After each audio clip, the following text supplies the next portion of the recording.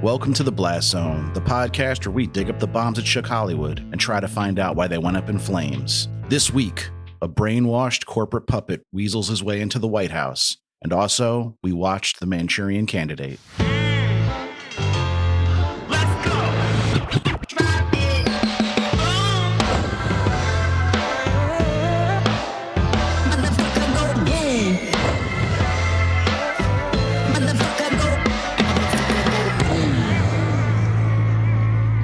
Welcome to the Blast Zone. Welcome to the Blast Zone. We are not a podcast about bad movies. We are a podcast about movies that did badly. That's right. I am Jon Drake, in-house film critic of my Letterboxd account. And I'm Ian Dukes. I'm a person with thoughts and feelings, and some of them are about movies. Movies like The Manchurian Candidate 2004 edition. What are you talking about today? But before we get into that, Ian, how are you doing this week? Not great. Yeah. I think we're going to want to acknowledge something up front. We put this episode off for a week because the election happened. And I'll let you talk about that. But I just wanted to say, even after taking an extra week here to pull myself together, I'm still wildly unprepared to talk about anything, let alone a movie about presidential chicanery. But I do believe at the same time that the only way out is through. So I guess it makes sense to just plow forward the best we can. Yeah, the plan for this episode was to record it ahead of the actual election and release it on election day. But as they are wont to do, schedules got mixed up, wires were crisscrossed, and it was scheduled to be recorded on the day after the election when we actually got the results. And me and Ian looked at each other and said, we can't fucking record a podcast about this right now. Yeah. Neither of us are in the headspace. Been, even if it was like a movie that had nothing to do with elections. It could have been Spaceballs. Yeah.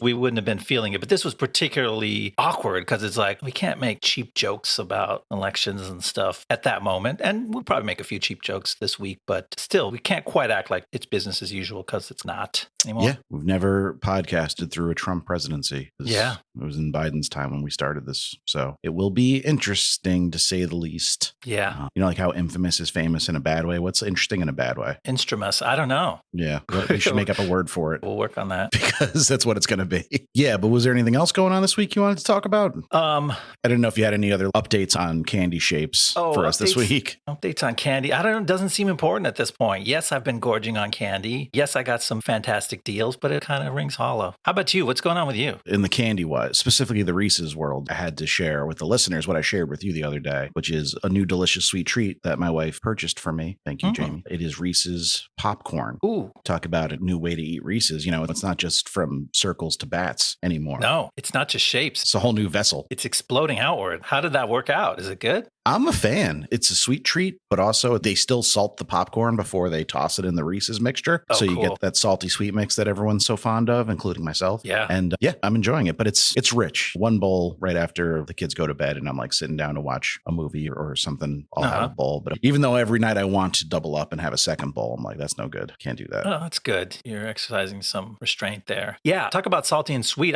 Sometimes I open the bag of potato chips and the Reese's at the same time. Is that weird? Do you make like a Reese's sandwich with a potato chip on each side? I don't like sandwich them, but I like go back and forth one to the other, and it's good. And somebody sold chocolate covered potato chips for a while. That's true. As like a limited edition type thing, and they were pretty good. It's not rocket science, right? Salty and sweet goes good together. They just do, yeah. But yeah, so what did you happen to watch this week that you wanted to share with the listeners? This is the Zodiac speaking. Sorry, what? Not me, but that's the name of the show I watched. It's a new true crime documentary series. It's on Netflix. Came out just a few weeks ago in late October of 2024. Now, I got to give you credit, John. You are the original Zodiac head on this show, but you converted me. And folks will remember we did a episode on the great Fincher movie back in August 2023. But since that time, I have remained Zodiac pilled because when I saw this pop up, I'm like, I got to check it out. And it's really good. If you know true crime documentaries, you know that they're often painfully unsatisfying because they can't really solve the crimes. But for a still unsolved mystery, I'd say this doc pretty clearly solves it.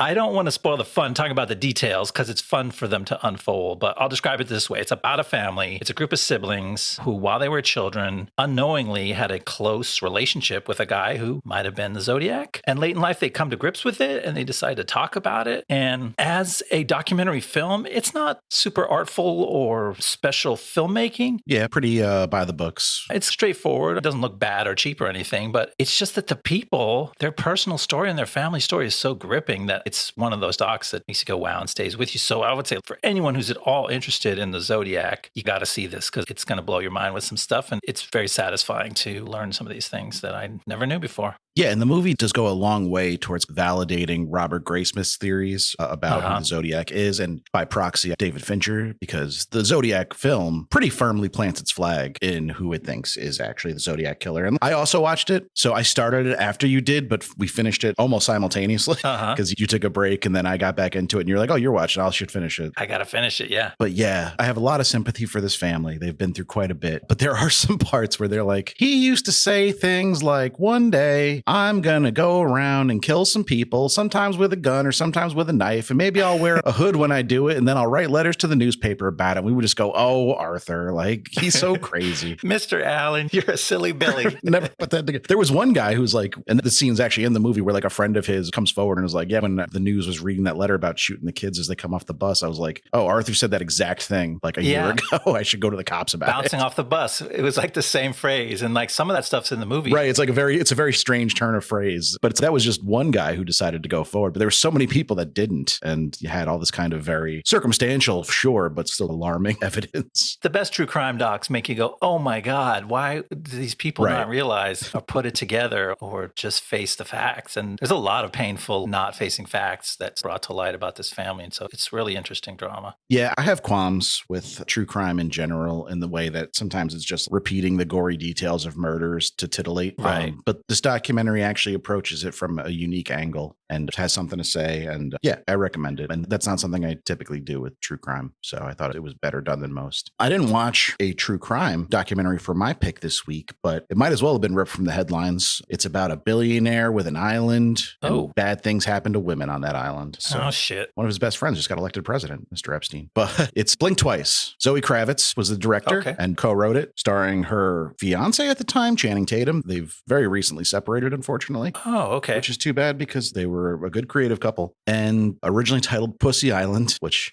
you know, not a very commercially viable title for a film, I suppose. But yeah, retitled into Blink Twice. I don't want to spoil it. I really enjoyed it. It's a very heavy concept, very twisty movie as well. There's a couple of plot twists that come at you, some mid through the movie, some late. So it keeps you on your toes. And I think Channing Tatum spends so much time being goofy and silly that we forget he can be scary and serious. I revisited Soderbergh's Side Effects not too long ago, which has a pretty serious Channing Tatum performance that I've always enjoyed. And that was like a nice reminder. But then seeing him in something I'd never seen before, playing the heavy, was really interesting. And it's got a great supporting cast. Our girl, Alia Shawkat from Green Room, is in there. Oh, nice. But it stars Naomi Aki, who is an actor I wasn't super familiar with, but she really nails it. And she's also a Brit doing a solid American accent, which I can always respect. But then you got like Haley Joel Osment, Christian Slater, Adria Jorna. Pretty good stacked cast. All takes place on the aforementioned Pussy Island. Okay. Some similar themes to Manchurian Candidate in the sense of like free will, mind control, brainwashing, things like that. Okay.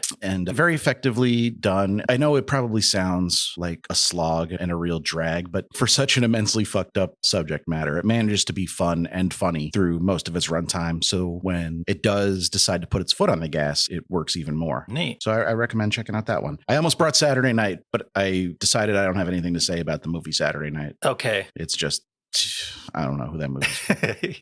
You actually literally have nothing to say. Yeah, I feel like I got to watch it because it feels like it's a diorama. It's like they illustrated a storybook of the birth of Saturday Night Live. But like, why? Same reason people turn on Saturday Night Live on Saturday nights. Just like, well, it's there. I don't know if it's going to be good, but what else am I going to do? I am a Saturday Night Live fan, not a mega fan or anything, but I'm also a big fan of the book Live from New York by Tom Shales and James Andrew Miller. So I would say if you really want to know more about Saturday Night Live from its inception up till the early 10s, I think is when that book was published, just read that instead, because this, not only is it like lack a point of view, it also heavily fictionalizes for drama's sake, which is just kind of like, well, who does that serve? Yeah. What are we doing here? I think it was Chris Ryan describe it as it was much more like Studio 60 than it was like SNL, the movie. Okay. In my mind, that's not high praise. I think that show's dog shit. But I don't know, it's full of interesting actors trying out their versions of all these iconic people that we know and might love. So it's like really tempting to want to watch it, but also I'm repulsed at the same time. We'll see. Maybe I'll get around to it. I'm a generation younger than you, though, so I don't have a big connection to those first SNL casts. Yeah, I can kind of remember when the two wild and crazy guys were a thing in America. So that's how old I am. There's two more wild and crazy guys running rampant in America right now, and it's Donald Trump and JD Vance. I thought you were going to say you and me. Oh, we are. Yeah, we are too. But that segue brings us to this week's movie, the 2004 remake of the 1962 Frank Sinatra film, The Manchurian Candidate. So the way I ask every week, did you have any kind of relationship with this movie before we sat down for the podcast? Do you remember watching it? Did you design the movie poster? I didn't work on it. I didn't see it. I seem to remember at one point watching part of the 1962 original. I don't think I watched the whole thing. I watched parts of it, including the climactic scene, because I think I was reading in some movie book about how that was a classic, iconic movie moment that you needed to see. So I'm like, I should. Horrifically racist movie. Yeah, that movie's maybe problematic now. Yeah. But I do think that maybe that movie out-thrillered this version, at least in that climactic scene. We'll get to that when we get there. That was one of the points that I found maybe disappointing in this movie. But we found some good things about it too. We'll have to talk through and hash out how we feel. Yeah, I think we both landed in the same place with this movie, which is it's well made, pretty uniformly good performances across the board. But it just ultimately isn't all that compelling. It feels a little buttoned up, a little flat. Yeah, it's something hollow, something missing. You know, it's a movie from a guy, and Jonathan Demme, who's given us some of the all-time creepy shit. He created the most iconic screen version of Hannibal Lecter. And this movie has its share of freaky scenes too. It's got some brainwashing shit and some horrible stuff that goes on while these guys are in mind control. It's got some freaky random brain surgery in the middle of it. It's got some brutal killings,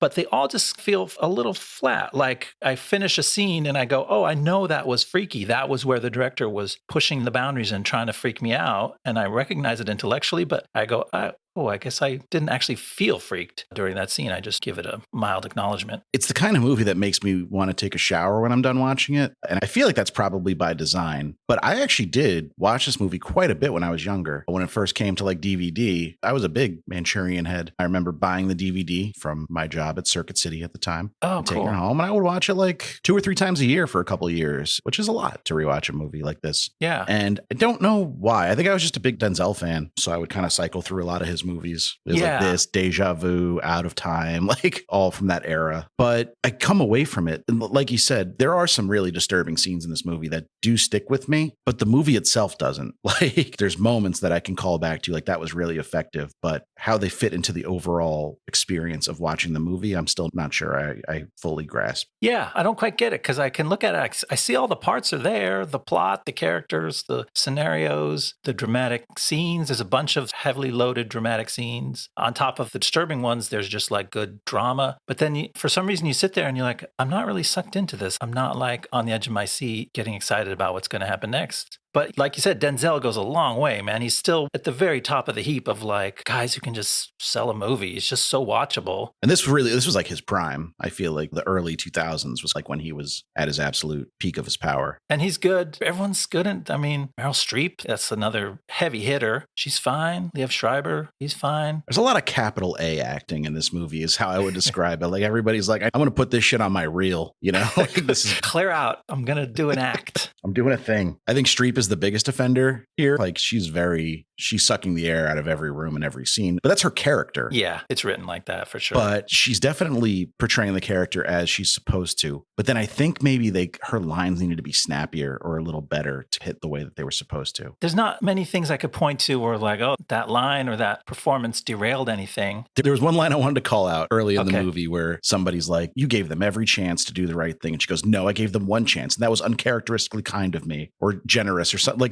And I was like, that's a bad line. Right. That's so hammy. You're trying to do too much with that line. You're trying to give us a summary of who this person is and their reputation around Washington. Like it was hammy. It's not how people talk. Would you call it Sorkin-y? I feel like a lot of this movie was borderline, reaching towards that. Yeah, but I'm fine with the Sorkin script as long as he doesn't direct it. So I feel like maybe we'd be better off if that's what we had. He would have been a good choice for trying to pen this thing. But in the end, democracy and the rule of law would have won out. An eagle would have come down and struck down Raymond Shaw. or some kind of feel-good shit like that. His political stuff always felt a little wishful. Yeah. And this movie still has the Hollywood thing. Was like when you make a Hollywood movie about American politics, the political parties aren't named in this. They're kept fuzzy, so you can't tell, are these Democrats, are they Republicans? Is the Green Party finally getting their day? The incumbent, who's of the opposing party, is a black man from Baton Rouge. So you get the vibe that these are Republicans we're talking about. I don't know. I felt like a lot of the other cues they were leaving in made them feel like Democrats because there's sort of Kennedy vibes to the royal family feeling that these Prentice Shaw people have. And they drop some clues that could let it go either way. And they're not really interested in indicting specific political parties. It's more about... It's about capitalism and like its role in politics and what it can do if left unchecked. But luckily, money's been excised from politics since 2004. We don't have to worry about that anymore. Yeah, they bought it out. They spent all the money and now it's not even a thing anymore. Yeah. I'm sorry. There's going to be a lot of this week, folks. So strap in. But do you want to hear about this movie and how it got made? I absolutely do. All right. The 1962 Frank Sinatra starring Manchurian Candidate was only a modest commercial hit, but the film, in which Sinatra portrays a brainwashed Korean War vet manipulated by Chinese and Russian leaders, was lauded by critics and was often considered one of the better movies made about the communist panic and the Cold War. But by 2004, communists weren't the biggest threat to the American way of life. Rampant late-stage capitalism was. As the saying goes, America's not even a country. It's just three corporations in a trench coat. Wearing a boot, stamping on a face. Forever. So when Daniel Pine, a veteran writer of nearly 3 decades who had written the films Any Given Sunday and The Sum of All Fears, was tapped by Paramount Pictures to update the concept for the 21st century, he turned the titular Manchurian into a shadowy global conglomerate, working to place one of their brainwashed puppets into the White House to seize global power. Brian De Palma was initially offered the chance to direct, but eventually Jonathan Demme was given the reins along with an $80 million budget. He spent a good chunk of that $80 million securing maybe the best living actor in Denzel Washington to play Bennett Marco, now a Gulf War vet in this version. My man. Major heavy hitters like Meryl Streep, Liev Schreiber, Jon Voigt, Bruno Ganz, and Jeffrey Wright were brought in to round out the cast, and filming began in September of 2003 in New York City, with New Jersey filling in for Kuwait during the Gulf War scenes. Ah yes, the famous New Jersian Gulf. Production wrapped in December of 2003, and the film was given a prime summer release slot of July 30th, 2004. Despite strong reviews and a decent opening weekend take of $20 million, the movie had stiff competition at the box office, with The Village also debuting that week and taking first place, while the second week of The Bourne Supremacy took second place, relegating Manchurian to third. Collateral would release the following week and take over the top spot. It actually forced a cab driver to take it to the top spot. And despite Manchurian's decent legs, it never made enough to turn a profit, making $66 million in North America and just $30 million in the rest of the world. It's mostly forgotten now, except when it turns up on lazy, clickbaity remakes that aren't as good as the original lists. I think your point about the competition is well taken. Those are some direct competitors. Yeah, adult-focused kind of thrillers and dramas that are almost auteur-led. You have Michael Mann with Collateral. You have M. Night with The Village. It really is puzzling why they dropped this movie into a summer blockbuster slot. I mean, they spent the money. They went big. They got Denzel. If you get Denzel, you better drop him somewhere good. But maybe they could have jockeyed for a separation of a few weeks. 2004 was an election year. Why not drop it in November of 2004? Or late October of 2004. That'd be an interesting ploy. I wonder if that works. I don't know. That's how we do our episodes, but we haven't seen That's true. many results from it. So yeah, we haven't turned a profit, so maybe don't take our advice. But yeah, if I had $12 to my name and I had to pick a movie, I'm going to see Collateral, because that's what I did when both these movies were in theaters. I went to see Collateral instead. Yeah, and Bourne Supremacy is even a more direct competitor because I feel like it's brainwashing, political action, thriller stuff. Yeah, it's tough going for this. There's only so many dollars to be had in any given week, and you're not doing yourself any favors by going up against some of these movies. If it had weak competition, it could have skated, could have got by on Denzel and Meryl, and people just like looking for something entertaining, but just wasn't quite on that level. Yeah, it had good legs. It never had a drop bigger than 43% any given week. So It had decent word of mouth. There's just not enough money out there for it. It's bad timing. Yeah, that's the thing. It's not bad. And you and I are just struggling to decide whether we really like it or care for it, care about it. It's just in that funny, uncanny valley where you're like, yeah, that was a movie and I got it. And I'm a little warmer on it than that. There are scenes and stuff that I will think about often, but it's not wholly successful to me. But do you want to start going through the plot? Yeah, some cool stuff happens. Why don't we start talking about it? In 1991, U.S. Army Major Bennett Marco, played by Denzel Washington, is leading a routine recon mission through Iraqi-held Kuwait when his unit is ambushed. Many years later, back at home, Marco's memories of the event are hazy, but all he and his surviving comrades recall is that one man saved them with his heroic actions that day, Sergeant Raymond Shaw, played by Liev Schreiber. That war hero, Raymond Shaw, is now a two-term congressman, and his mother, Senator Eleanor Prentice Shaw, played by Meryl Streep, is a major D.C. power broker. At their party's nominating convention, the senator throws all her weight into a backroom deal that gets her son shoehorned onto the ticket as the vice presidential candidate. In doing so, she pushes out Senator Thomas Jordan, played by Jon Voigt, whose daughter Jocelyn, played by Vera Farmiga, once had a budding romance with Raymond until Eleanor broke that up too. To this day, Raymond still carries a torch for Jocelyn. Elsewhere, Major Marco is approached by an old war buddy from his unit, Corporal Al Melvin, played by Jeffrey Wright, who tries to tell Marco of his strange dreams and bizarre theories about their memories of the ambush. Marco tells Melvin he should seek mental health care, but privately, Marco is nursing a troubled mind himself, surviving on a constant supply of no-dos to avoid sleeping. Soon, we see Marco as having nightmares of his own, and he approaches his superiors with a wild theory. He thinks his squad might have been held captive and brainwashed to tell the tale of Shaw's heroism, but the army brass shuts him down as a kook. So right off the bat, the movie starts very on the nose with I'm not going to mince words here, piss poor cover of Fortunate Son done by Wyclef Jean. And why Fortunate Son? Because some of the lyrics are, "It ain't me, I ain't no senator's son," but the main antagonist of the movie is a senator's son. Oh, irony strikes. What the fuck? Yeah, I don't think Wyclef should be covering songs. His No Woman, No Cry is also not great. Yeah, the movie does not have great taste in songs. We'll come. No, I hate that. I know the song you're talking about. I hate it. All the way at the end, it annoys you a second time, right? When you thought you were getting out of the movie scot-free. Wait a minute, we've got another stupid song to play you. And yeah, Fortunate Son is already one of those songs that I think gets a reputation of being abused on movie soundtracks and trailers. Specifically war movies, yeah, which typically Vietnam movies, and this is a Gulf War movie. So they updated it with Wyclef, but it's not that fun. No, yeah, this movie, you're right. This movie is shitty taste in music. Even like the music that the troops are listening to in the back of their Humvee when they're playing cards feels like a 50-year-old white guy's idea of what a bunch of troops would be listening to in the back of a Humvee, like playing cards. Yeah. Like what a bunch of early 20 guys would be playing. Yeah, it does. The guys are good. I like that platoon. Stacked. That Humvee is full of award winners. There's an Avenger in there. There's a Leprechaun. There's all kind of cool little small roles for some actors. You keep bringing up the Leprechaun, but he will always be Nikki Sabatka from The Docks for me, from season 2 of The Wire. We're talking about Pablo Schreiber, of course, Liev Schreiber's little half-brother. He has a small but pretty pivotal role in this. There's 2 soldiers that perish in that early attack that end up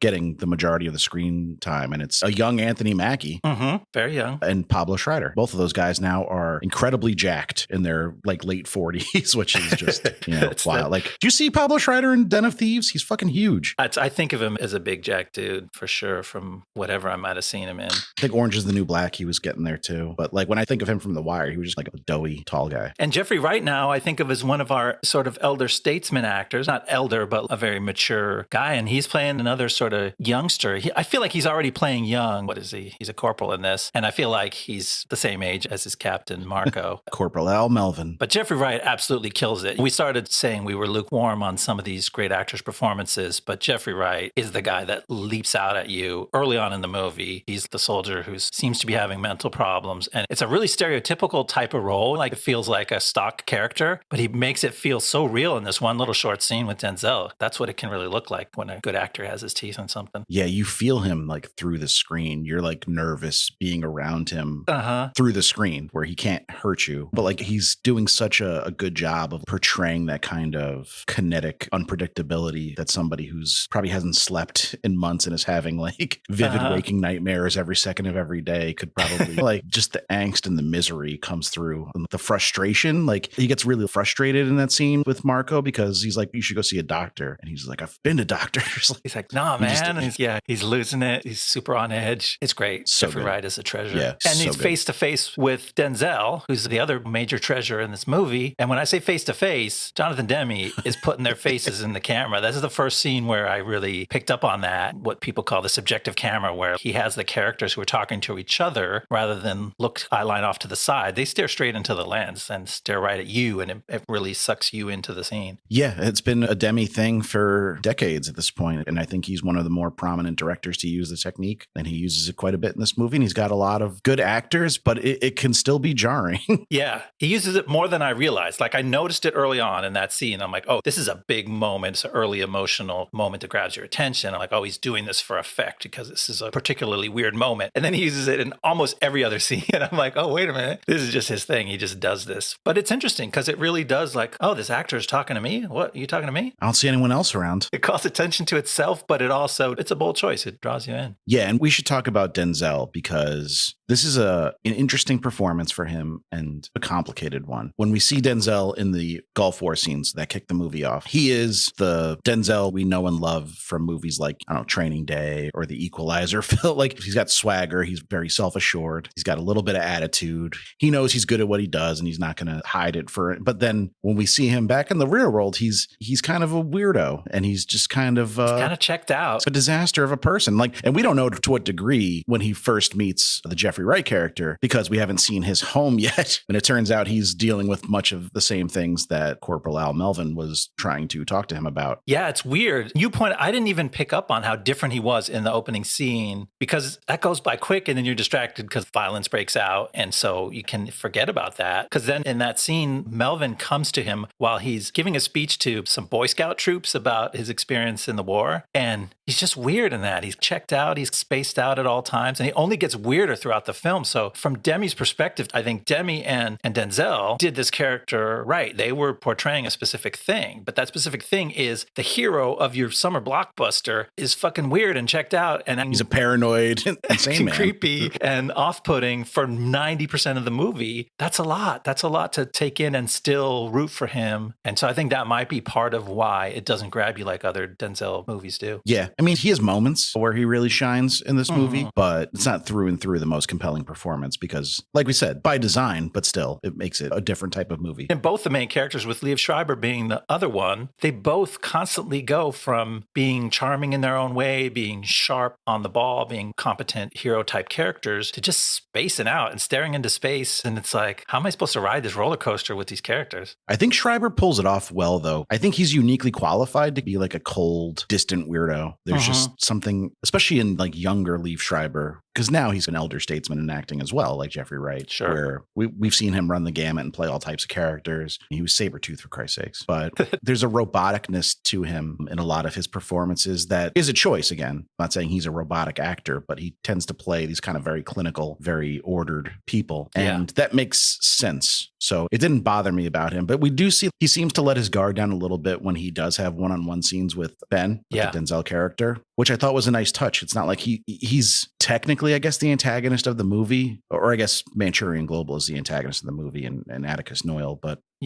he's not antagonistic to Marco. You think he genuinely feels a connection with him and also feels sorry for him. But he's a guy who we realize by the end of the film is really fucked up, at a deep level because his mom basically destroyed him from a young age and made him weird. But to your point about seeing how the characters were in Kuwait in the first scene, Shaw is a total lifeless dummy in that first scene, right? So like later when you see him being a charming politician who speaks eloquently and idealistically about his love for the country, there's really a message there. That's the fake side of him, right? The real side of him was this kind of checked out stooge that we knew in Kuwait. And then he was brainwashed into becoming a successful politician by Manchurian and his mom. But it's the exact flip side of Marco's journey. Yeah, it's like what they say about Batman and Bruce Wayne. Bruce Wayne is the secret identity and Batman's who he really is. That's what we're dealing with Raymond Shaw here. Just before we move off of him, he does have those moments where he warms up to Marco, as you would expect. He served under Marco and he knows that he was a good guy. And so that's a key part of the plot is him giving Marco breaks even when Marco is acting more and more paranoid. But at the same time, they already established that at this other point, for no reason, first he leads Marco on and goes, hey, Major, I need to talk to you. And then later when the Major talks to him, he's like, don't touch me, don't ever touch me. The guy just flips back and forth into... Well, that was because he had a tough conversation with Vera Farmiga and her digitally altered blue eyes. Why are her eyes so blue in this movie? Did you catch that? I saw it only at the end. Were they artificially blue throughout? If that's her real eye color, kudos to her, but I think I would have noticed it. I've seen a lot of Vera Farmiga movies. Oh, okay. I noticed it at the end when she was dead, and I'm like, oh, that's to make her death more freaky. But no, her eyes are definitely blue in that scene when they meet at the little garden party. But yeah, I think his change in demeanor was explained by the fact that he was rejected by the only woman he's ever been romantically interested in, except for his mom. That's a cue. That's really a problematic sticking point for his life. Yeah, they even say it. He says, you're the only significant relationship I've ever had. What does that tell you? And she says, it tells me that you're probably the loneliest man in the world. Yeah, she's like, it tells me you're fucking sad, dude. But she's got a point. So before we move on, though, you did have a note about this kind of big showdown that Streep as Eleanor Shaw has with the powers that be. I don't know, this shadowy back room of politicians and decision makers. And give me your thoughts on that. It's the stereotype of the smoke-filled back rooms where people used to always say that political deals were made.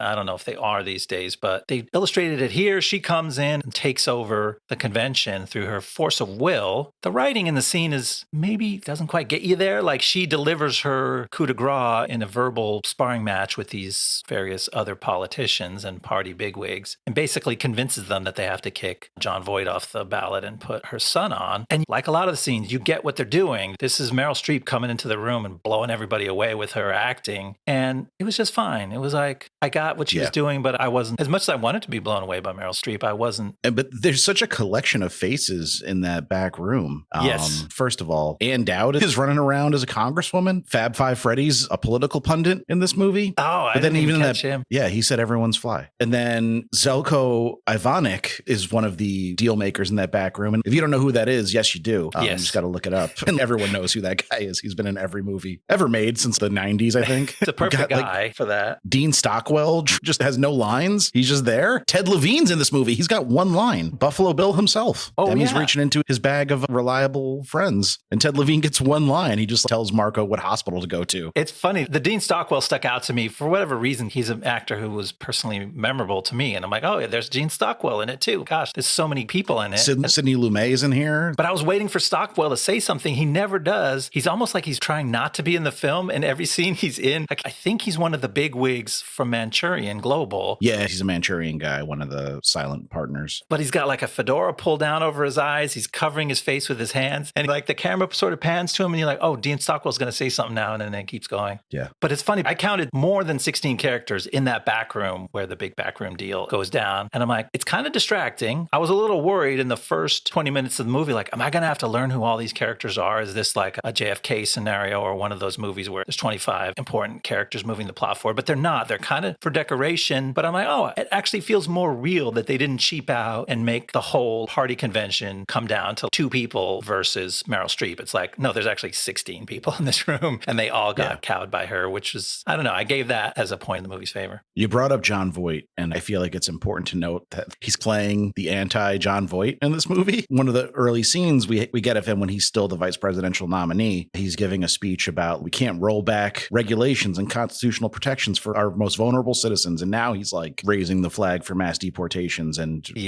later he's also like the internet. That's where crazy people and conspiracy theorists thrive. And on Twitter, like retweeting RFK Jr. He's the soft liberal in this. And Eleanor, that's the reason she gives for pushing him off the ticket. He's too squishy. Yeah. If you know the real Jon Voigt, he's probably squishy. Yeah. Physically squishy, like a stress ball. That's all I've got for the first act. Do you want me to get into the second act? Yeah. Let's see what happens next. One night on the campaign trail, Congressman Shaw receives a phone call from a spooky foreign doctor who activates Shaw's mind control programming and guides him into a secret operating room where he implants a probe deep in Shaw's skull. Meanwhile, an increasingly disturbed Major Marco tries in vain to track down his old soldiers to find out if they're having the same dreams as him. Then, while on the train to New York, Marco runs into his neighborhood grocery store checker, Rosie, played by Kimberly Elise, who notices that Marco seems a little muddled, so she takes him under her wing and into her apartment. Marco just gets weirder from there as he finds a tiny electronic probe embedded in his back, then meets with Shaw and bites him on his back, secretly extracting the very same type of tracker.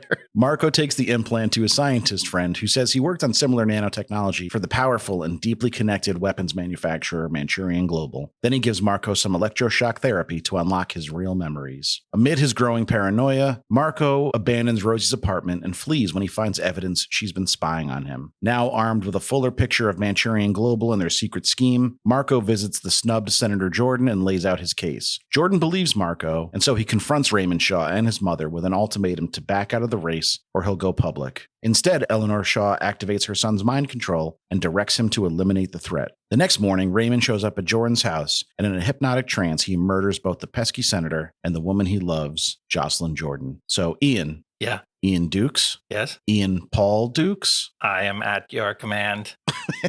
Nobody said that in the movie, but I was trying to figure out how to convey that my brainwashing was activated. Because we see Shaw, when his brainwashing is activated, he gets like a huge, almost comically large smile on his face. Yeah. Which I thought was an interesting way to portray it. Dopey and docile. But I wanted to do that to shoot down one of your qualms, because you had a note about, isn't just his name being the code kind of risky that somebody might just say it? But I think you have to say it in that order and in that cadence too. I think you're right. They say it in a particular triplicate format where each time you extend their name, use their full name the third time. But I'm like, yeah, what if the receptionist at the dentist office was like, Raymond Prentice Shaw? And then he goes into assassin mode with his dentist. Starts strangling her. So this section, we get some more info about what's really going on and who the players are. We get to see some backroom brain surgery. Yeah. So the freaky doctor activates his programming and says, hey, go through your hotel suite to the back closet. And then some dudes in masks open up the back wall of the closet, and he walks through into an operating theater and lies down, and they drill a hole in his head. That was weird. That's weird. And it's disturbing to see a man who you thought was a powerful congressperson being commanded around and letting people drill into his head. But what I was left with was like, what does the implant do? Like, they already had him brainwashed. They already had one tracker in him at that time. Right. And so like the whole point of the scene was just to freak you out, just to go, look what we can do to this guy. And it kind of does. None of the other players involved are getting these kind of updated implants as far as we could tell. Yeah. The only other guy who's on that level of secret agent waiting to be activated is Marco, and his brain never gets drilled. In fact, he successfully shucks some of his programming through the electroshock, and yet he's still pretty susceptible to it towards the end, as we'll see. So it really is just, it's like a stunt. The movie's just doing a stunt. It's introducing you to the scary doctor who, in another real life irony, the most evil, sinister bad guy behind the conspiracy in this movie turns out to be a white South African. I wonder where I heard that before. A fun fact about Dr. Atticus Noyle, I think his dad owned an emerald mine in South Africa. True? I did not know that. Yeah, he doesn't admit to it. I have some qualms here with the credulity of this makeshift operating room just in the back of how did they get all that stuff in there? Yeah. Did no one notice them wheeling up a whole gurney and operating table in the freight elevator? And all these kind of drills and x-ray equipment. I don't know. For a movie that's trying to base itself in relatively grounded science for most of it, that's the part that took me out of it the most. Yeah, it feels like they went overboard and turned that into a bigger stunt than it needed to be. Like at that point in the movie, we need to learn that Raymond Shaw could be thrown into mind control mode and do things that he would definitely not have wanted to do on his own. But they decided to make it grandiose in a way that makes you go, why'd they do that? I guess I just stumbled upon an idea while we were talking. And I think maybe the reason that Shaw is not deranged and cutting out clippings, and maybe he is getting these regular updates and that's keeping him in check. And maybe these other guys came home and were okay for a little while, because we see Corporal Melvin right when he gets home giving that speech about how Raymond Shaw is the kindest, most so I think maybe it gets worse over time if it's left unchecked. So that's a good theory. Fresh in a sense. Yeah, there is a progression to it, which they don't go into a lot of detail to try to explain why. Because at first, Marco's like, when he meets Melvin, he's like, dreams, you're crazy, man. And then pretty soon after that, he's like, oh, I'm having the dreams. I need to talk to my superiors about it. And then before the end of the movie, Shaw's like, oh, I'm having the dreams too, Mom. Guess what? So they do seem to come on. I took it as Marco. In that scene, I took it as Marco saving face, though, and he had already already been having the dreams. Oh, okay. He just didn't want to admit it there to Melvin in that setting. I get what you mean. Or at least maybe he thought he did and he was scared of what his dreams might contain if he hadn't faced it. Thus the no-dos. Because he's already buying no-dos at that point. We see him go to the store right after that. So why is he trying not to sleep if he's not already having the dreams? He's got reasons. And his apartment is a little tidier than Melvin's crazy apartment with drawings on the walls, but it's got some signs that he's not that healthy. Quite a sizable apartment, too. The Army must pay him well for his speaking engagements. I don't know. Major salary. Sometimes security detail for politicians. Talking to Boy Scouts is lucrative. This act goes a long way. I'm looking at what we have to talk about. And I'm like, oh, wait, we already go through. Yeah, there's not a lot in the third act. It's one big scene. Yeah, we got to go through meeting Rosie, fleeing Rosie, coming back to Rosie. Yeah, Rosie's kind of a serious character in this movie. She goes through quite an arc. So you keep calling out how weird Marco is when he meets Rosie on the train. And I'm sitting there like, Rosie's also a weirdo. If someone sat across me on the train that I barely recognized and started reading my grocery order to me, you always get romance novels and no-dos, cup of noodles. And I'd be like, get the fuck away from me. Yeah, but she's cute. She's like, why don't you come to my house? She's cute, but then she's got a bullet hole in her head for a section of this meet cute. She does? He hallucinates it. Oh, that's where I didn't remember the hole. I remember he hallucinates a couple of the Manchurian guys on the train. They appear in the bathroom and stuff. No, when he's talking to her, she just starts bleeding from a hole in her forehead. And it matches like where he shot Pablo Schreiber. Okay, yeah, that totally makes sense. But yeah, if you thought for a minute that she was just a normal grocery store checker who decided to chat up the cute Denzel that she saw on the train, you're like, no, she's not, because he's so weird and off-putting right away that even if she thought he was cute and worth a shot, by the time they get to New York, there's no way that a normal woman would invite this man back to her apartment. It's too scary. I believe the medical term is full-blown crazy pants, but she's a constant anchor for him in this movie. She keeps popping back up. She disappears for 10, 15 minutes at a time, and then he goes back to her house and either like talks to her about stuff or threatens to kill her. Or strangles her for a minute, which is pretty rough. Yes, that is a rough scene, but also she like gets mad at him for it. And from his point of view, you know, he's kind of in the right too, because she was clearly like lying to him and spying on him. And he's got reasons to be paranoid at this point. Yeah, he's already paranoid. And then there's a fucking video camera in the bathroom vent and there's micro cassettes of him in her purse. So like, he's not wrong that she's spying on him. It's a tough relationship because it should be also like the actual romance of the movie, but it can't be like, it wouldn't have made sense for them. It would not be believable for anyone to be romantic with Bennett Marco in this movie. But yet they are. Like, she does have sincere feelings for him, and that's why she sticks around even when he gets crazy, because she's like, I'm on your side, and she's the one who heroically saves him from himself in the end. It's a little muddled there, because that role that her character has to play is a little bit too broad to make it all make sense. Yeah, I think her character is important, but they do try to make it everything to everyone to some degree. It's got a lot of lifting to do. But then we got to talk about more flip-flopping from Raymond Shaw. When he's like, I need to talk to you, and then he's like, don't touch me. And now he's like, the fuck away from me. He's like, hey, you hungry? Yeah, they do a takeaway and then a pullback in that scene where it looks like Marco struck out trying to get to talk to him. He's like, get out of here. And then he's like, no, actually, come have lunch with me and bite me on my back. He didn't say that, but it was implied. Happens. Yeah, he knew what he was getting.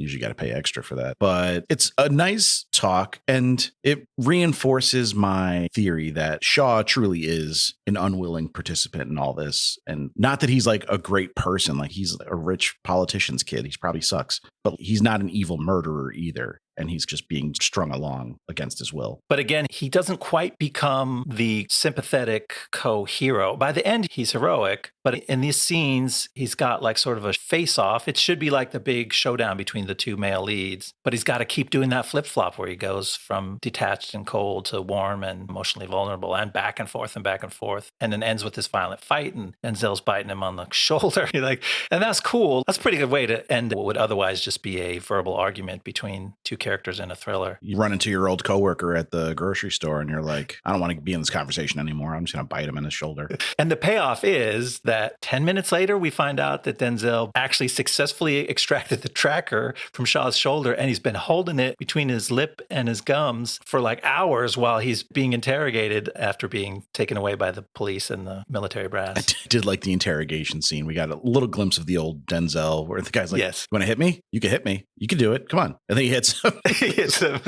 He's like, he hit me. That was good. That's also, where I think we might have already seen her. But in one of these scenes where there's just people talking in a room, we even get a little glimpse of Mare in Ireland in her first scene as a transcriptionist, just taking notes. Where do I know her from? She was in a little show called Justified City Primeval. And that is our Justified crossover of the week. Justified crossover of the week. Well, hot damn, we got one. But also, Maren Ireland's been in lots of stuff. She's even been in movies we've talked about, I'm fairly certain. Oh, really? We've covered on the pod. I feel like I know her name, but I couldn't place her. I did a quick search and I'm like, I don't see any of those things. She's in all the FX shows. She was in The Irishman, small role in that. Oh, she was in Rachel Getting Married. So Demme must have taken a liking to her because he cast her in Rachel Getting Married. I Am Legend. This was her first role, though. So that's pretty cool. She was in Side Effects. I remember her from that, the movie I was just talking about. Hell or High Water. Oh, yeah. She plays Chris Pine's ex-wife in Hell or High Water. Oh, okay. So I definitely saw her in that. Oh, The Empty Man. Yeah, she was Nora in The Empty Man. Oh, weird. Now I got to go We back. covered that on the podcast. We did. Listen to that one. That's an all-time favorite of mine amongst our episodes. Yeah. Now I got to go back so I can picture her in both roles and connect the dots because I did not do that. I remember her primarily from the show The Killing and Sneaky Pete, which was a Graham Yost show that he made after Justified. He cast her as like the female lead in that. But she's a favorite of mine. She was going down the Scream Queen route for a little while, but she's always popping up and stuff. She's great. Nice. And we got to see her first on-screen appearance in this movie. Yeah, there's so many people. It's a packed movie. I wonder if that, like you said, that was her first role. She didn't balloon the budget by being in it, but it didn't seem to spare any expense in the casting. No, I wonder if Demme called in some favors for these people, but like at the same time, yeah, there's some big names and some very small roles. And then you start to wonder about, was there stuff on the cutting room floor that maybe some of these characters had more to do, more to say? I guess that would explain some of the budget because $80 million is expensive. This is not an expensive looking movie. The money's all in the cast. There's no special effects. There's not a ton of sets. It's pretty spare. It's ordinary locations, some hotel rooms, some operating rooms in the back of hotel rooms. That's true. Yeah, and obviously they had to build the Victory Party set and the underground laboratory of his Albanian friend. Played by Bruno Ganz. Oh, okay. Yeah, he was good. The great Bruno Ganz. Yeah. Downfall is probably the most famous Bruno Ganz role where he played the big AH himself. Oh, okay. So a very famous meme he's part of. Yes, that's him. That is him in that famous meme where they're explaining to Hitler how badly the war is going, but it's been superimposed over many different situations. Okay. So the man is famous on the internet and elsewhere. Yeah. I think Downfall, it was maybe like 4 or 5 years after this one. So, no, Downfall was the same year, 2004. So he had a big year. Yeah, totally. Any hoozle. Speaking of actors who pop in and out, Jon Voigt comes back in towards the end for this climactic scene where he's one of the most redeemable characters in this movie because he sits and listens to Marco's crazy ass story. And he's like, you know what? This sounds crazy, but it might just be true. Let me go try to convince the Shaw family to drop out of the race. And he pays for it with his life. He sure does, yeah. I don't know what he was thinking going in there with no backup against Meryl Streep and family. But yeah, he gets the big trip to the lake in the sky. Yeah, David Jones Locker. He's not killed face to face when he's confronting them. He's killed the next morning when he's blithely kayaking on the lakeshore outside. Hold on. I have an issue with that because his ass is not kayaking. Did you go back? I told you to watch that scene closely. Did you watch it? I went back and I know what you mean. When he's just slapping the water with the oar. When he gets close to shore, he's doing some little pitter pat with the paddle there. But there is a scene which could have been a stand-in, a double, where somebody is aggressively and smoothly kayaking out onto the water. So I don't know whether to give any credit. Here's my hot take about kayaking. It is impossible to look cool while kayaking. There's just something about the one oar where you have to flip back and forth. Where if you're rowing with the 2 oars and the little holsters when you're actually doing the thing, like that's a cool looking maneuver. But kayaking, you just look like a little spaz every time you try to do it. It looks awkward. It feels awkward. I know that. I don't know how I look, but it's challenging. Maybe we should give Jon Voigt credit for looking good as he did because he could have been worse. No, Jon Voigt gets no credit on this podcast. But yeah, that was a cool, shocking scene. Shaw is dressed in his suit and tie and like wading out into the water. And he's like, what are you doing? Yeah, and he's strangling him. And the daughter sees it from the shore and she's like, what the fuck? So that I felt like that felt pretty real, the way she reacted and ran out. And then she got killed too. That was bone chilling and one of the more effective freaky scenes at actually making me feel something. For me, the other most effective freaky scene also happens in this act, which is when Denzel gets his electroshock therapy and he remembers what actually happened in Kuwait. And when they're like directing him to shoot the Pablo Schreiber character in the head, and they're directing Shaw to strangle Anthony Mackie's character. And there's no music in the scene. It's filmed very clinically. Mackie's character's kind of puking on himself as he's getting choked. It's real fucked up. Yeah. That is super fucked up. And that is, you're right, that was stomach turning. Because those actors, they're playing injured soldiers sitting in wheelchairs. And even like Jeffrey Wright gives you another look in there where they just show his face and he's bloody and he's fucked up and he's watching his superiors kill his squad mates. And that's fucked up. Like all of it's fucked up. I have to admit, I felt some feelings. That was a scene, even when I watched this movie as a younger man, I remember being very affected by it and honestly skipping a lot of times when I would rewatch the movie because it's an important scene, but once you see it once, you don't need to see it over and over. Yeah, it's gross. Hard to take. It's gross, like both literally and it's gross to your soul. Yeah. It doesn't feel good is the best way I could put it. All right. What else from this section? Is that it? Did we do it? Yeah, I think we can move on and try to bring this election home. Start tallying up the votes. Here we go. As election night approaches, Marco reunites with Rosie, who admits that she was an FBI plant, but it turns out she's on his side. She arranges a secret meeting where Marco begins to convince Shaw that they've both been brainwashed. But just as he seems to be breaking through, Eleanor Shaw calls on the phone and activates both her son and Marco to carry out the final stage of her plan. Now in a trance and armed with a sniper rifle, Marco infiltrates the election night victory party, where the Manchurian plan is that he will take out the new president, elevating their sleeper agent, Vice President Raymond Shaw, directly into the Oval Office. As Rosie rushes around to find Marco, he takes aim at the figures on stage. But just at the last moment, both Shaw and Marco manage to crack through their programming and exert a moment of their own free will. Shaw embraces his mother and with a knowing look, places both their bodies into the rifle's sights as Marco takes the shot, killing both the mastermind of the operation and its tragic pawn. In the aftermath, Rosie and the FBI save Marco and exonerate him, pinning the assassination on the evil doctor in a scandal that brings down the mighty Manchurian Global. I just feel if recent events have taught us anything, it's that Manchurian didn't need to do all that. All they had to do was like loan one of the Shaws some money to open up a casino in New Jersey in the 80s and like use that leverage to make them do whatever they want forever. Yeah, I had the same feeling. It seems like a lot of work. Sometimes you get Manchurian candidates that just offer themselves up to you and you don't have to concoct crazy helicopter ambushes and decades-long plans. And work on their brains. They just go, hey, do you want me to be your stooge? And they get elected. How easy is that? It's crazy.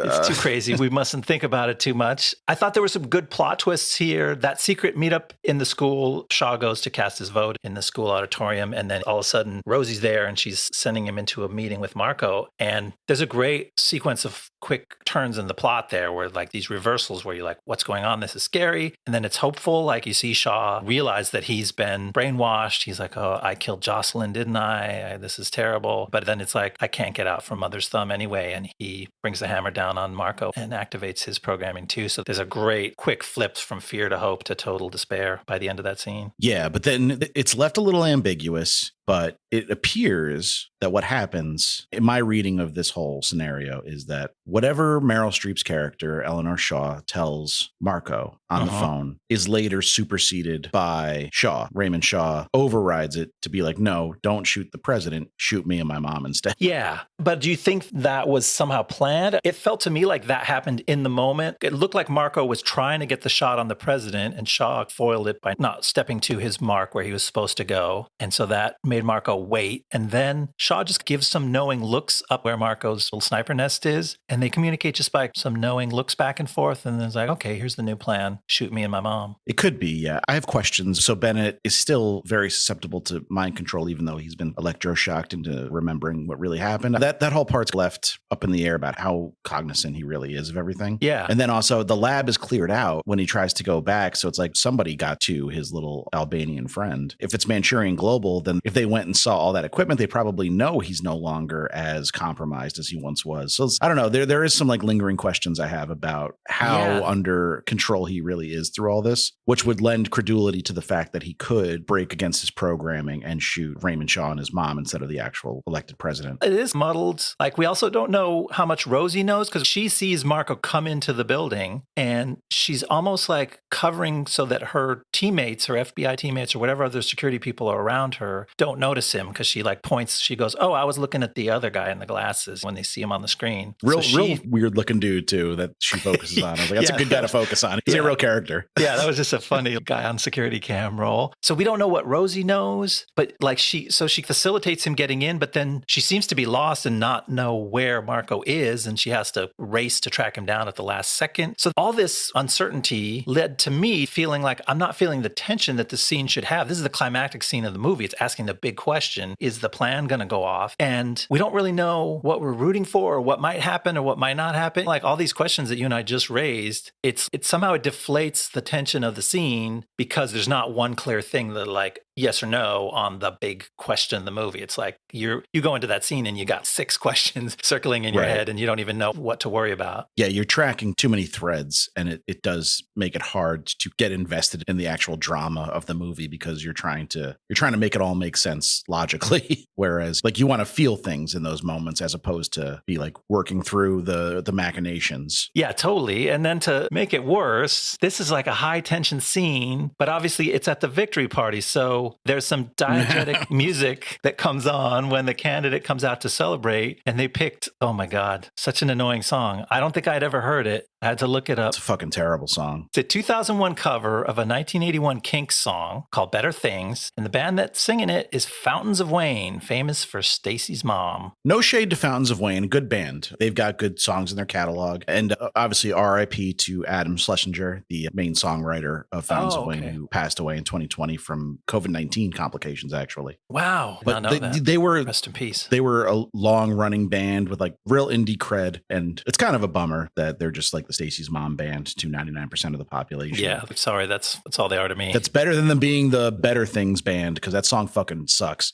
It's super annoying. Ray Davies, God bless him, is a classic rock icon, but he was kind of an annoying weirdo. And I don't know, covers of his songs, they lose his weirdo charm and they just become a little bit annoying. There's just like a bunch of people dancing like dipshits on the stage. Like it's very hard to take that scene seriously. Yeah. Because like, they're dancing for too long. He's like slow dancing with his mom for 4 minutes while everyone else is just like bopping around them. And you can't do that kind of bopping around dance for that long. It just doesn't work. Yes, I noticed that too. The rhythm of the edit feels off. Everything feels like the tension is not there. And I get how like this kind of sappy, happy song is supposed to be ironically scary when you realize that an assassination is going down and people are being silly, but it's just hard to listen to. And while, like we said, at the same time, while you're trying to sort out what the heck's going on in your head and people are acting weird, like Rosie sees Shaw looking up at the sniper nest and she's been furiously trying to find Marco and she realizes that Marco's there, but she does it in this weird way where she like takes an extra 5 seconds to like look at it and then pose and then look left, look right. She doesn't just go, oh, there's Marco and run to him. There's like something off with the timing. Everything is in slow motion, but not in a good drawn out suspense way. And why aren't these people acting normal way? I don't know if it was the filmmaking or the editing, but this whole final sequence just doesn't work for me at all. It dropped the ball. It doesn't ruin the movie. No, but it's a weird way to wrap it up. It's actually not the end. We do get like a bit of an epilogue. Yeah, they do a wrap up, which is also not necessarily that interesting. I thought you would really like the epilogue because when they go back to Kuwait and the facility where they were all brainwashed and everything went down has been destroyed, there's some semblance of the ruins left. But Marco is saying a thing that I always associate with you, which is like, if I could just get to the water, I'd be okay. Things would be better if I could get to the water. He's a man after my own heart. He longs for the sea. But maybe it was the realism there because he kneels down in what's a touching moment. He puts the group photo of his lost platoon in the water along with the Congressional Medal of Honor that Shaw had handed to him and says his private farewell to this chapter of his life. But all the shots of Denzel look so artificially lit, like he's not at all on a beach in the Middle East or anywhere. He is in a studio with a bunch of studio lights around him and it looks super fake and that kind of took me out of it. He was in my old hood, Astoria, Queens, at Kaufman Studios. Oh, okay. There's one of the bigger film studios in the East Coast. That explains it. It almost felt like a choice to make the lighting not look realistic, to make it look a little bit dreamlike there. Right. But the thing is, it cuts from a scene of Denzel on an actual beach. Like they didn't fake the sand and the water until the close-up where you see him processing his thoughts about the whole movie. And it's, now we're in fake land again. Give him a minute, son. Bennett, Marco needs to think about his entire life before the movie ends. He did. And it wrapped up with him. Rosie takes him to the island, but like we said, their relationship never really makes sense, but it's suggesting that they have some like ongoing friendship after this whole thing that he can't really buy into. I don't know. It kind of fizzles. He's probably never going to be okay. He's always going to be a little off. I'm sure they can go into his brain and try to undo some of the damage, but good luck with all that. At least he didn't have one of those deep implants like Shaw did. Looked like it sucks. That thing went like 8 inches. I thought they were going to put it under the skin of his skull. It went 8 inches into his brain. They drilled into his skull. Yeah, like they drilled through his skull. All the way. It's like a meat thermometer. Well, you better get it in the deepest part or you're going to wind up with a underdone brain. So that's the Manchurian Candidate. Not a bad movie by any means. Like I said, critics mostly liked it. I think we uncovered the hypothesis. It's pretty clear. There was just too many movies of a similar kind of vibe that were a little more high profile, did a little better at the box office. And this one was left fighting for scraps. And then the budget was just like a little bit too big. It was not economical in terms of being able to scrape by. It's like, oh yeah, we got Robert Redford to play this cab driver. Oh, he probably didn't have to do that. He doesn't even talk. It feels unnecessary. Jonathan Demme was like, fuck it. I'm doing it. I'm doing it all. I'm getting all my faves. Living my dreams. Yeah. Is that a line from the song Better Days? It probably is. Whatever. That song sucks. I really don't like it. Yeah, and those are the only two songs I can remember from this movie are Fortunate Son and that one, and they both suck. Bookend, and the hip hop that's playing in the back of the Humvee. Yeah. So, liked it, didn't love it. Let's talk about where some of these people ended up. Yeah, what did it do for their careers? Let's talk about Demme first. Okay. For such a kind of awarded director, he's got the big ones. Like we said, Silence of the Lambs has to be considered the most critically acclaimed horror movie of all time because it swept the Oscars, which is not something horror movies typically do. Maybe The Exorcist is up there. So he did Silence of the Lambs, Philadelphia. So he had a really big run in the 90s. Okay. In the 80s, and people might not realize, he also directed Stop Making Sense, the Talking Heads documentary that's very critically acclaimed and was also re-released not too long ago into theaters. Right. That gives him some real hipster cred. But like you said, I think by the time he was doing Philadelphia and stuff, nobody was thinking of him for the Talking Heads shit. No, he was the Silence of the Lambs guy by the time Philadelphia came out. But that's true. He didn't really have a big commercial run after Philadelphia. His movies did not do great. So he made an adaptation of Toni Morrison's novel Beloved in 1998. It starred Oprah Winfrey. It was a massive bomb. It made $20 million on an $80 million budget, which is not great, but it gets worse. And then in 2002, he would make the Mark Wahlberg movie, The Truth About Charlie, which was based on Charade by Stanley Donen. And that made $7 million on a $60 million budget. That explains why I've never heard of it. Yeah, that's 60, not 16. Yeah. $60 million budget, made $7 million. Then came this movie, which is maybe not so bad when you compare it to those two, but still lost money. At least there was cash flow. Some of the bills got paid. And then he made Rachel Getting Married in 2008, which I don't know if we talked about it on mic or off mic, but that was a big hit with critics. Okay. I don't think it got a wide release, but it was pretty universally loved. And especially Anne Hathaway's performance was given a lot of praise. And rightfully so. It's a very good movie. His final movie was 2015's Ricky and the Flash, written by Diablo Cody.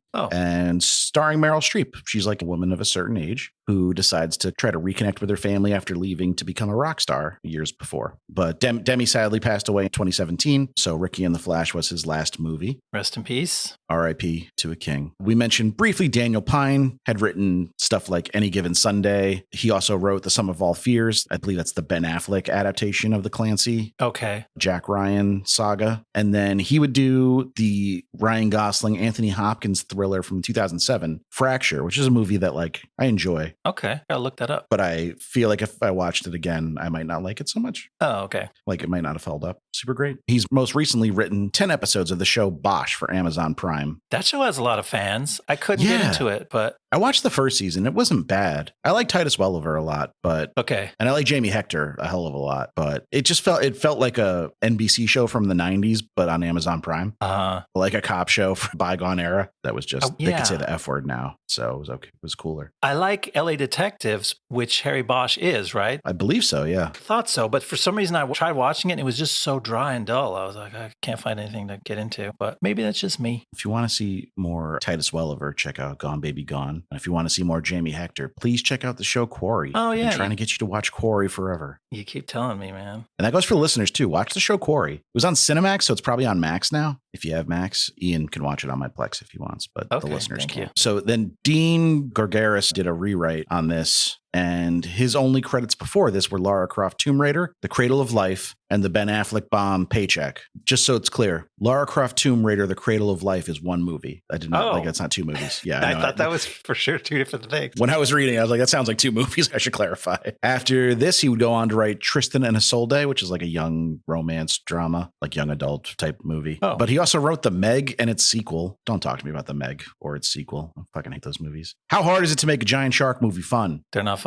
Did they make money? They're not fun. The first one did. I think the second one did too. They made a sequel. They must have made something with the first one. Yeah, I read the books when I was young because it was like Big Shark. That's cool. Oh, okay. But the books are also not great. They're written by like marine biologists, and it shows. Oh, and he also wrote 3 episodes of the 2023 reboot of Quantum Leap. Interesting. I don't know if you checked that out. I did not, but it may be from the original Quantum Leap that I'm so familiar with Dean Stockwell. Am I remembering that correctly? I think so. You would know better than me, though. I never watched But Quantum Leap, was that the one with That was Scott Bakula and Scott Bakula. That's who I'm thinking and of. Dean Stockwell. That's where Dean Stockwell became such a familiar face to me. That, and also, isn't he the Mentat in Dune, one of our early episodes? Oh, yes. The bad Dune. Yes. The one that sucks. Shout out to Michael Tannenbaum for joining us for that one. Oh, no, I'm sorry. He was Dr. Wellington Yue. He was the doctor who betrays the Duke. That's who he was in Lynch's Dune. Kind of good in that. He's funny. He's always just like a character actor you don't take too seriously, but yeah, he was good. Rest in peace to him as well. I now see that we lost him a few years back. Oh, yeah. That checks out. He was always an elder statesman. Let's talk about Denzel. Okay. Because he's fucking Denzel. This point in his career, like I said, I think he was in his prime. These are the movies he made in the 2000s before this one. Okay. Remember the Titans, Training Day, Antoine Fisher, and Man on Fire. Love that one. Yeah, Man on Fire, your mileage may vary. I love it, but it's trashy Tony Scott nonsense in the best way. He would follow this up, though, and then he would do Inside Man, a movie I deeply love. American Gangster, another hit, another banger. Yeah. And The Taking of Pelham 123. Okay. And then I would say in the 2010s, the quality of his movies has been up and down, hit and miss. He's done great stuff like Flight, Fences, The Tragedy of Macbeth. He's also done lots of Equalizer movies and stuff like Two Guns, which I could have sworn was just an Equalizer movie. And also Safe House, which I could have sworn was an Equalizer movie. That's right. There's just a lot of, they all feel very the same, but he's got Gladiator 2 in theaters right now. That's right. That's a big milestone for him. And after this, didn't he like map out the rest of his career? I thought I saw a quote the other day where he's like, after this, I'm doing this, and that's it. That makes sense. He seems like a very pragmatic man in that sense. But so, yeah, by the time this episode comes out, oh no, Gladiator will be coming out 2 days after this episode releases. Oh, cool. Gladiator 2. I'm going to try to see it. I was very down on the idea of it. If you're like, I even talked about it in some previous episodes that like, what movie that's in production do you think would be a bomb was a question that was asked on our mailbag episode. Yeah.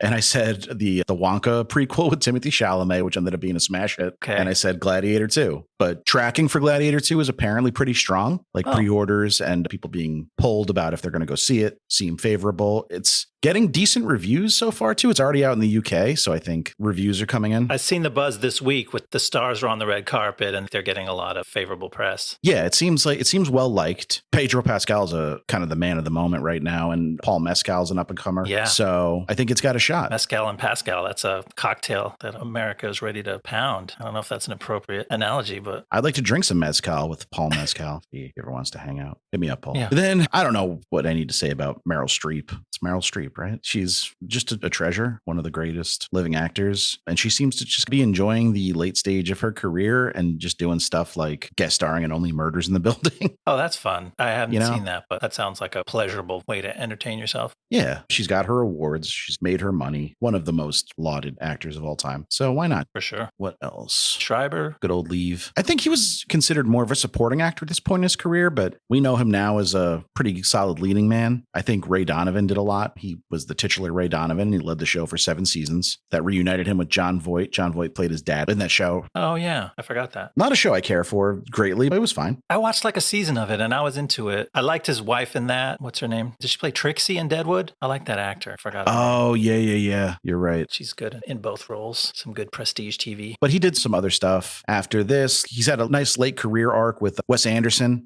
Wes Anderson tends to like adopt actors and put them in most of his stuff. So he did Asteroid City, The French Dispatch, Isle of Dogs. Okay. He was great in kind of a small role in Spotlight, but a pretty important one. If you're not familiar with Spotlight, it won the Best Picture Oscar, and Mark Ruffalo investigates stuff in it. What else is new? He do be doing that. And he also popped up in the Goon movies, which are a guilty pleasure of mine, if you're not familiar with those. Be careful how you phrase that. Yeah, don't Google gooning. Don't picture John watching Goon movies unless you've got hockey in mind. Correct. They are the Sean William Scott comedies about an aging hockey enforcer. And Right. Liev Schreiber kind of plays like a rival, but he's pretty hilarious in it. And Yeah, I remember you telling me that those were surprisingly good. I might have to check it out one day. yeah, I definitely recommend it. The second one is good, but not as good as the original, which is pretty par for the course. So that wraps up the Manchurian Candidate. Did you want to hear what we're doing next episode? Yes, absolutely. Got something fun on the docket, I hope. Something, if you ever want to just be transported to another place, another time, like a fantasy world. Boy, do I. Is there any better time than now for that? So we're doing one that this was a listener request. Unfortunately, was put on the back burner while we were doing like themed months, and we finally have some time to get into it. That's cool. Boy, do we need some time to get into it because it's just about 3 hours long. Oh boy. We're doing Cloud Atlas. Wow. I think I watched part of it. It's at least a movie and a half. I'm going to pull a Bennett Marco and go to the grocery store, get some cup of noodles and some No-Dos and stay up late watching Cloud Atlas. I think Cloud Atlas is pretty well liked. It just didn't make any money. So that'll be interesting. I've never seen it. Don't know a ton about it. I know it's the Wachowskis, filmmakers that I think we're both fond of. For sure. For the most part. It'll be interesting to see. Going into it with a relatively blank slate. So looking forward to it. Same here. Thank you guys so much for listening. Please remember to rate, review, subscribe to the podcast. If you're not already, we would surely appreciate it. Please do. You can find us on Twitter. And hopefully by the time this launches, also on Blue Sky at Blast Zone Pod. We're not trying to be the band on the Titanic and stay on a sinking ship till we die. So no, but till we almost die. We've been on that sinking ship for a while. We might still survive for a little longer. And then you can also email us, blastzonepod@gmail.com, if you have any questions, feedback on the pod, movie suggestions, you just want to chat movies, whatevs. We like hearing from you guys. Love to get listener feedback. And we'll see you next time in the Blast Zone. See you next time in the Blast Zone. Drop it.